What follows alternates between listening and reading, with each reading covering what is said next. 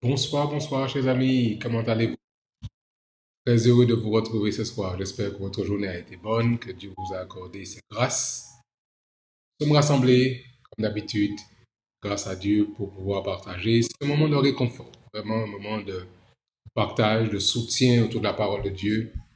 Et nous prions pour que Dieu vraiment soit avec chacun d'entre vous, qui vous accorde sa grâce, qu'il soit avec nous, alors que nous partageons ensemble ce moment. Je voudrais vraiment vous accueillir, chacun d'entre vous, nos fidèles qui sont là régulièrement, qui nous soutiennent par leur présence, par leur prière, qui partagent autour d'eux ce moment, et nous croyons que Dieu est là. C'est une évidence. Et dans ce temps du COVID-19, dans ce temps où il y a encore des personnes qui sont affectées par ce coronavirus, nous avons besoin justement de prendre le temps de nous asseoir et de nous mettre à disposition pour que Dieu nous parle. C'est un moment où c'est Dieu qui vient vers nous, qui nous accorde ce moment de partager. Je voudrais vraiment saluer chacun d'entre vous fraternellement et sincèrement du fond du cœur. Merci à vous d'être connectés, à ceux qui sont connectés ici à Dakar et dans la région dakaroise, que Dieu vous accorde ses grâces. Nous pensons à tous nos frères et sœurs de Point E, que Dieu bénisse. Nous voulons continuer à prier pour Pasteur Ézéchiel d'en haut et tous les membres de l'église du Point E. Nous pensons aussi à nos frères et sœurs de Diamalai, avec Pasteur Koulano, le pasteur. Nous pensons à nos frères et sœurs de Kermassar, avec Pasteur Joseph Colli et tous les autres que nous saluons.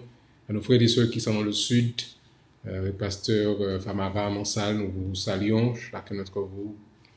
Niagis, Ziguinchor, et Diogé et Lelkin, nos frères et sœurs sous la direction du pasteur Mané, que nous vous saluons aussi, à Sédiou, Kolda, Medina Yurufula et tous les autres. Que Dieu vous accorde ses grâces et son amour. Et bien sûr, nos frères et sœurs, nos amis qui sont connectés plus loin, dans le Grand Nord, nous vous saluons, nos frères et sœurs de Saint-Louis, nos amis et frères qui sont sur la région parisienne, en France. Merci de votre soutien, nos amis qui sont connectés plus loin, aux Antilles françaises, à la Martinique, à la Guadeloupe.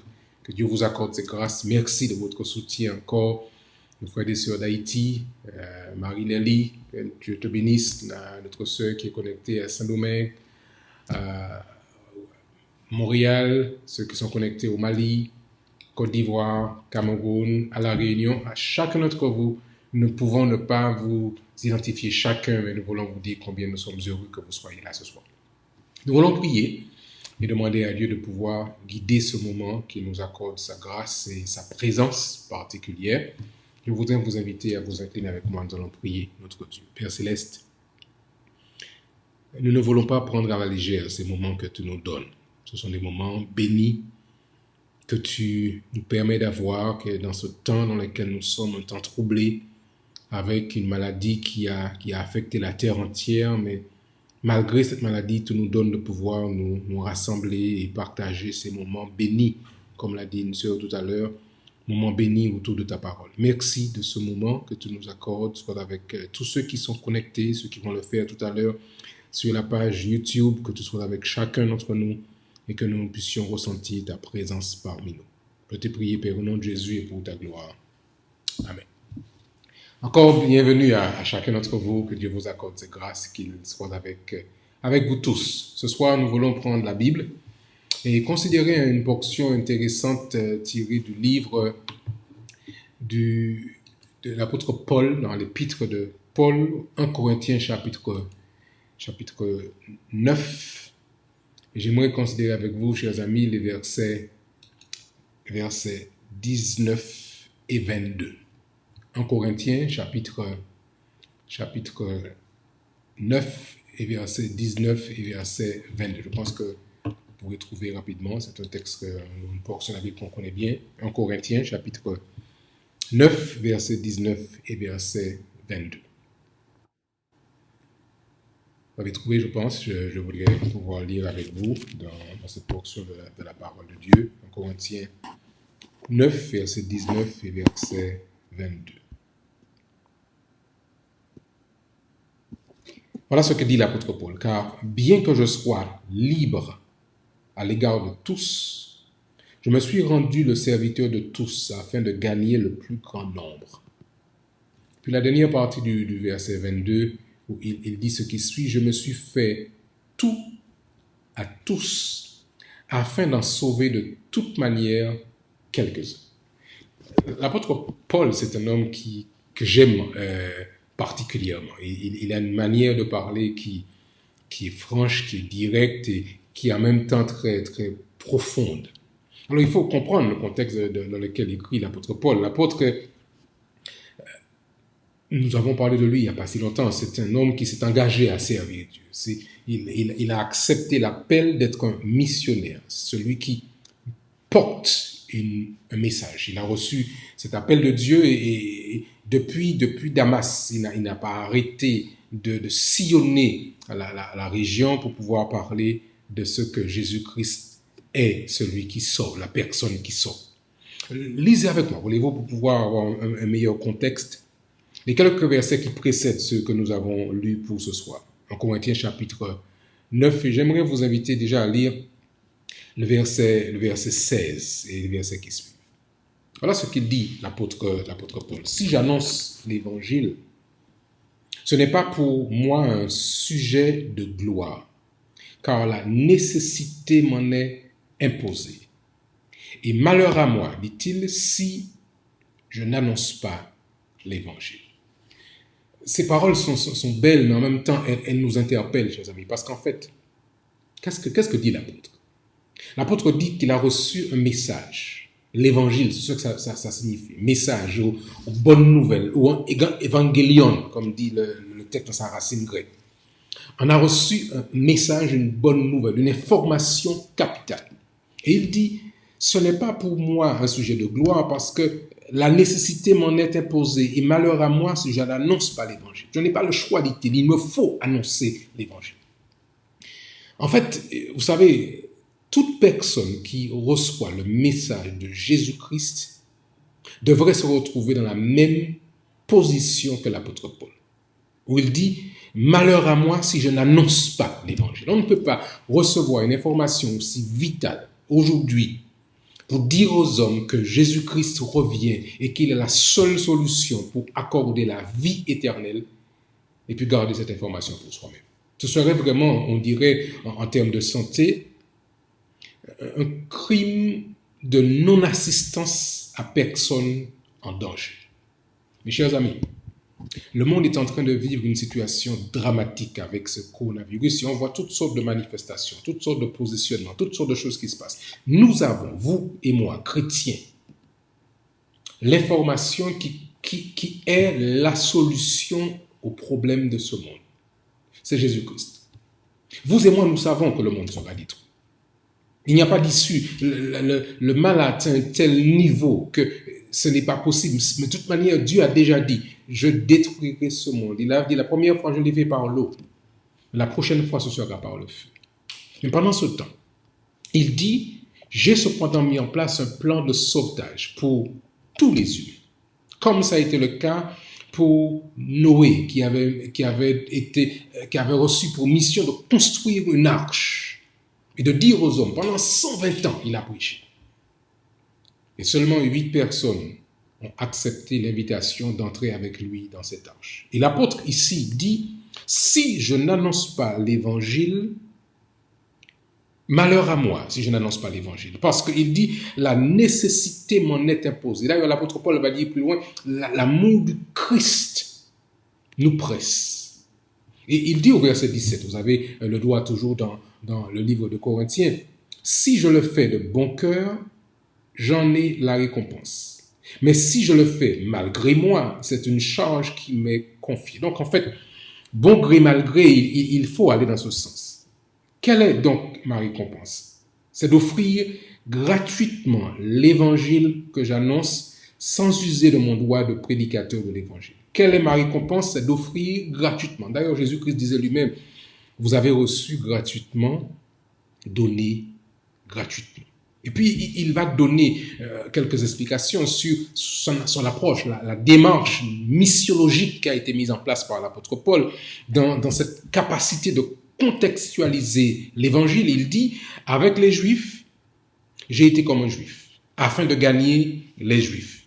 Avec ceux qui sont sous la loi, comme sous la loi, quoique je ne sois pas moi-même sous la loi, afin de gagner ceux qui sont sous la loi. Il dit, avec ceux qui sont sans loi, comme sans loi, comme quoique je ne sois pas sans loi, sans la loi de Dieu, étant sous la loi de Christ, afin de gagner ceux qui sont sans loi. Et il dit au verset 22, j'ai été faible avec les faibles. Et quel était l'objectif? Afin de gagner les faibles. Je me suis fait tout à tous afin d'en sauver de toute manière quelques-uns. Chers frères et sœurs, chers amis, nous sommes parvenus à la fin des temps. Nous savons que le monde sera détruit. Et notre mission, celle que Dieu place sur notre cœur, sur le mien, c'est de pouvoir tenter de sauver le maximum. Alors je pense que vous comprenez la situation. C'est comme quand ce fameux bateau, le Titanic, qui était en train de couler et que les gens rentraient dans les chambres pour tenter de sauver le maximum. Nous sommes dans cette même posture. Et nous ne pouvons pas, en tant que chrétiens, rester en quelque part oisifs ou prendre la chose un petit peu à distance parce que nous ne sommes pas impliqués. Nous sommes tous impliqués. Nous avons tous besoin, en tant que disciples du Christ, de pouvoir comprendre que nous avons reçu un appel pour être des missionnaires. Jadis, nous disions pour le mouvement de la jeunesse des missionnaires volontaires. Dieu cherche des hommes missionnaires. Alors, beaucoup disent que ce sont les pasteurs qui sont les missionnaires, ou bien ceux qui sont payés, ceux qui sont envoyés. Mes chers amis, nous sommes tous appelés par Dieu à porter cette information précieuse et capitale pour sauver chaque personne qui vit à côté de nous. Tout vrai disciple devient un missionnaire dès son entrée dans le royaume de Dieu. C'est ce que déclare Ellen White dans le livre Jésus-Christ à la page 177. Tout vrai disciple devient un missionnaire. Alors, ne pensez pas que vous êtes, parce que vous n'êtes pas engagé dans un missionnariat à plein temps ou salarié, que vous n'êtes pas des missionnaires. Nous sommes tous des missionnaires. Et aujourd'hui, la mission est grande, la tâche est énorme. Il y a des millions de personnes qui ne savent pas que Jésus-Christ a la solution à ce monde. Des gens qui avancent et peut-être qu'en toute ignorance ne savent pas qu'il y a une solution, que Dieu peut sauver, que Dieu veut sauver. Le travail que nous appelons missionnaire, l'évangélisation, parfois ce sont des clichés que nous aimons bien utiliser, mais en fait c'est quoi la démarche? La démarche, c'est de pouvoir simplement partager avec quelqu'un de cœur à cœur. Viens, vois et découvre, j'ai trouvé la solution. C'est comme si vous auriez trouvé le vaccin pour le coronavirus. L'auriez-vous gardé pour vous-même? Jamais. Si vous avez trouvé, si vous êtes un scientifique, si vous êtes un chercheur et que vous découvrez ce vaccin, vous irez sur les ondes dans les télévisions, dans les radios, sur l'Internet, dire « j'ai trouvé le vaccin ». Mes chers amis, frères et sœurs, nous avons le vaccin. Le vaccin, c'est Jésus-Christ contenu dans sa parole. Et c'est pourquoi je suis très heureux qu'aujourd'hui, notre Église comprend l'importance de pouvoir se mobiliser pour pouvoir, par tous les moyens possibles, proclamer cette bonne nouvelle. Nous le faisons maintenant par Internet, c'est fantastique.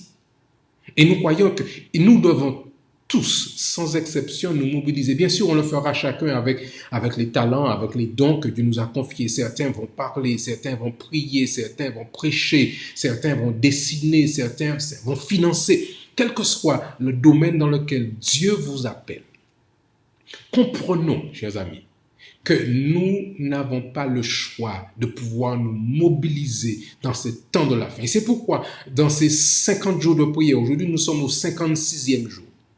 Il est fondamental, il est essentiel que nous puissions, vous et moi, nous mobiliser pour demander à Dieu de déverser sa puissance, son Saint-Esprit, et que l'Église soit dynamisée, soit boostée pour porter ce message au monde entier. Le travail missionnaire, l'évangélisation ne sont pas des domaines réservés à certaines personnes uniquement, aux pasteurs, aux évangélistes formés. Chaque croyant, dans le cœur duquel Jésus habite par l'Esprit, est appelé à briller dans le monde par des paroles de vérité, par des actes d'amour, dès maintenant. Pourquoi ne pas demander à Dieu de pouvoir vous montrer aujourd'hui dans quel domaine vous pouvez vous impliquer, dans quel champ, dans quelle mission, où est-ce que vous pouvez exercer votre mission, parce que vous êtes, vous aussi, mon frère, ma sœur, un missionnaire pour Jésus. Plaidez pour une véritable compassion pour les âmes perdues et pour du courage afin de partager votre foi avec amour avec les personnes dans votre sphère d'influence. Je dis bien courage parce qu'il faut un peu de courage pour pouvoir sortir de sa zone de confort, pour aller dire au voisin d'en face, pour aller dire à la voisine, pour aller dire au SDF qui est sur le bord de la route, pour aller dire à son médecin. J'ai une information à vous transmettre. Jésus-Christ veut vous sauver. Il veut que vous ayez la vie sauve. Nous avons besoin de vous. Pour ceux d'entre nous qui sommes dans une démarche de missionnaire à plein temps, nous avons besoin de vous pour pouvoir soutenir l'action qui est menée. Et ce soir, je voudrais vous inviter à vous engager, chacun de votre côté, dans la mission de Dieu. Je dis bien chacun selon les talents que Dieu vous aurait confiés. Il y a des dons multiples et variés dans l'Église.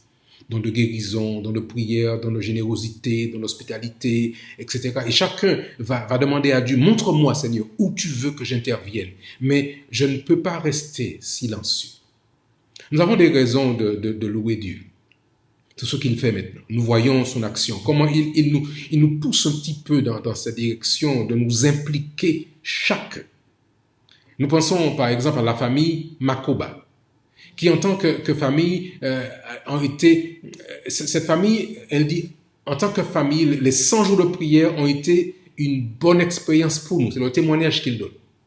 Bien que la situation autour de nous semble craintive, nous faisons de cette occasion une opportunité pour nous réengager envers Jésus en suivant sérieusement le programme des 100 jours de prière. Et je sais que beaucoup qui sont connectés peuvent dire la même chose. Je pense à Gisèle qui peut dire la même chose. Seigneur, je me suis engagé. Je pense à Charles et Carole qui sont avec nous, qui sont mobilisés. Je pense à Claudia et beaucoup d'autres qui peuvent dire, nous aussi, nous sommes engagés. Je pense à la famille, Marie et son époux qui sont là avec nous chaque soir, qui peuvent dire que nous aussi nous sommes engagés. Je pense à la famille Sambou et beaucoup d'autres qui peuvent dire, Seigneur, nous sommes là parce que tu nous as appelés à servir, à nous impliquer, à vivre avec toi quelque chose de nouveau.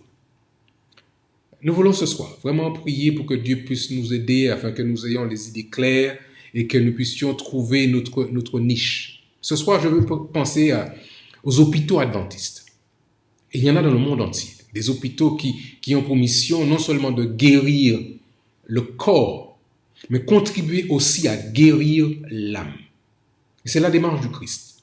Nous avons un petit hôpital du côté du sud du Sénégal, du côté de Niaguis, où l'équipe fait un travail fantastique là-bas, où la responsable du centre, Sœur Mansal, ou DIL, fait vraiment un travail fantastique. Et dimanche matin, elle partageait encore avec nous l'expérience qu'elle a vécue pendant la nuit, d'un accouchement qui se passe mal, où l'enfant sort bleu et sans vie, et puis elle dit, Seigneur, je n'ai qu'une seule solution, c'est de prier. Et elle s'arrête avec celle qui l'assistait, et il prie Dieu en disant, Seigneur, si c'est ta volonté, redonne la vie à cet enfant. Et après sa prière, qu'est-ce qui se passe, chers amis? Tout simplement, Dieu répond à cette prière.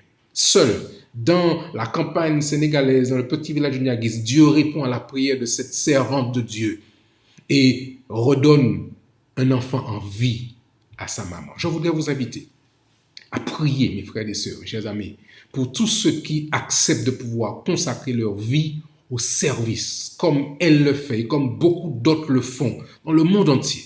Pensons à ceux qui sont dans ces hôpitaux adventistes et qui veulent mettre leur vie au service, aux médecins, aux infirmiers, au personnel de soins, habilités par le Saint-Esprit à être des témoins auprès de leurs patients. Pensez à eux, pensez à notre petit dispensaire ici au Sénégal et à tous les autres qui sont dans le monde entier parce qu'ils ont besoin de votre soutien. Nous voulons prier pour des autres centres d'espoir qui sont là dans le monde entier, centres d'espoir de vie, qui fonctionnent dans les grandes villes où il y a des centres d'influence qui sont mis en place. Prions pour ceux qui veulent s'engager en tant que missionnaires sur le front, dans ce qu'on appelle la fameuse fenêtre 10-40, depuis l'Afrique de l'Ouest jusqu'à arriver dans le territoire de l'Inde, de l'Asie. Il faut que nous puissions porter l'évangile à ces millions de personnes. Et quel que soit là où vous êtes, mon cher ami, mon cher frère, ma chère sœur, Dieu a besoin de toi. Mais sans aller loin, tu peux dans ta ville, dans ton quartier, tout près de toi, devenir un missionnaire pour Jésus. Alors ce soir, je voudrais vous inviter à prier. Nous terminons notre série pour cette semaine. Demain soir, nous allons vivre un nouveau départ avec le sabbat qui va commencer. Demain, ce sera le 22 mai. Mais pour ce soir, en ce 56e jour de notre cheminement des 100 jours de prière, je voudrais vraiment que nous puissions prier pour demander à Dieu de vous donner l'opportunité de vous engager en tant que missionnaire du message de Jésus-Christ, c'est-à-dire un porteur du message de Jésus-Christ. De ne pas le garder pour vous-même parce que Dieu a besoin d'hommes et de femmes qui veulent s'impliquer, qui veulent s'engager, qui veulent retrousser leurs manches, qui veulent mouiller la chemise, comme on dit, pour partager autour d'eux l'information capitale dont le monde a besoin, le vaccin que nous avons déjà, c'est-à-dire Jésus-Christ, qui, par cette transfusion sanguine du sang du Christ, peut redonner la vie. Pas seulement la vie sur cette terre pendant 50 ans, pendant 60 ans, mais il est le seul qui peut donner à tous, à vous et à moi, la vie éternelle. Comprenons ceci, considérons bien cette mission que Dieu nous offre et mettons-nous en prière afin que nous soyons utilisés par lui pour être utiles dans sa vigne, dans sa mission, dans l'action qu'il veut nous proposer. Je voudrais vous inviter, mes chers amis, à prier avec nous ce soir.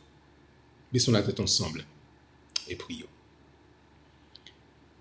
Notre Père et notre Dieu, nous reconnaissons en effet que la tâche, la mission est grande.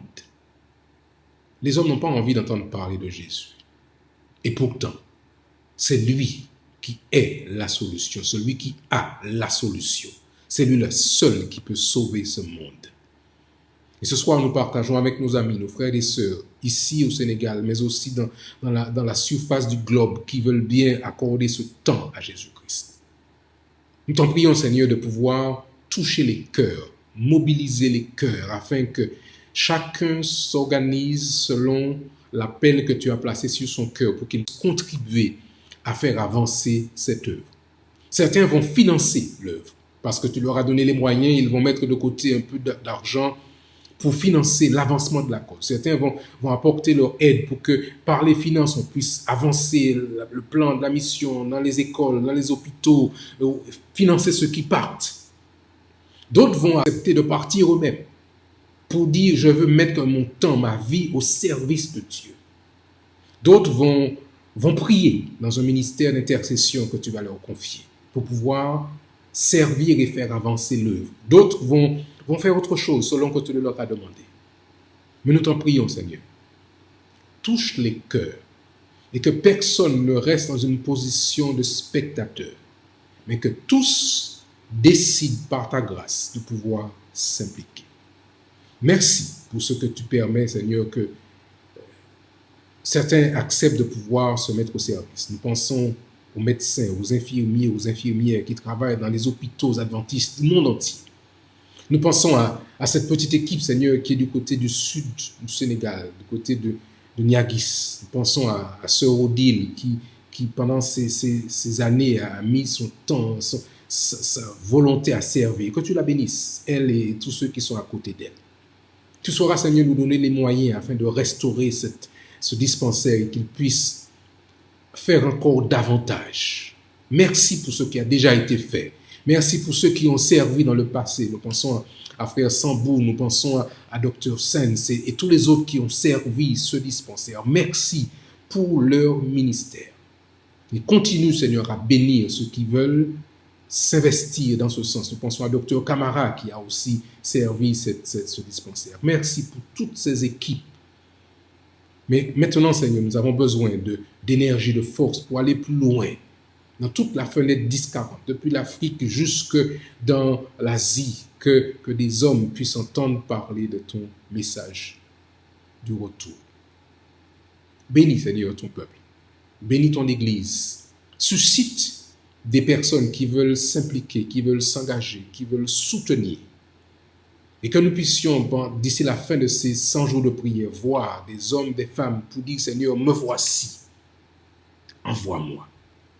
Merci pour ta patience. Merci pour ta grande bonté envers nous. Et comme l'apôtre Paul, nous voulons dire, Seigneur, nous n'avons pas le choix. Nous voulons y aller. Parce que c'est toi qui as placé sur notre cœur l'amour pour les âmes, l'amour pour nos frères, l'amour pour nos sœurs. Merci encore de ce que tu bénisses ceux qui sont malades, ceux qui ont été affectés par ce coronavirus. Continue à les restaurer. Restaure-les physiquement. Mais surtout, Père, restaure-les spirituellement pour qu'ils puissent se tourner vers toi pendant qu'il est encore temps. Je te prie, Père, humblement, au nom de Jésus et pour ta gloire. Amen. Mes chers amis, nous voulons vraiment vous remercier d'avoir été là, d'avoir été patient avec nous. Vous savez, parfois, c'est quelque chose de passionnant de servir, mais c'est aussi une charge. Nous voulons vous remercier pour vos prières, pour votre soutien, pour votre engagement spirituel. Je sais que Dieu saura vous le rendre. Mais je vous invite à vous impliquer vous-même. Là où vous êtes, quel que soit dans votre cercle d'influence, partagez cette information. Dites à vos amis que demain soir, nous serons là, sur cette même plateforme, la page Facebook Mission Adventiste au Sénégal, qu'ils se connectent à nous ou ailleurs où l'évangile est prêché, afin que nous puissions ensemble nous mobiliser pour pouvoir faire avancer l'œuvre du Seigneur. Merci à tous de votre présence, de votre soutien. Que Dieu vous bénisse. Et rendez-vous demain soir sur cette même chaîne, sur ce même plateau. Que Dieu vous accorde sa grâce et qu'il vous accorde sa paix. Bonsoir à tous, chers amis. Que Dieu vous bénisse et nous vous donnons rendez-vous demain soir pour pouvoir continuer à vivre un autre moment en compagnie du Seigneur. Que Dieu vous bénisse et qu'il vous garde.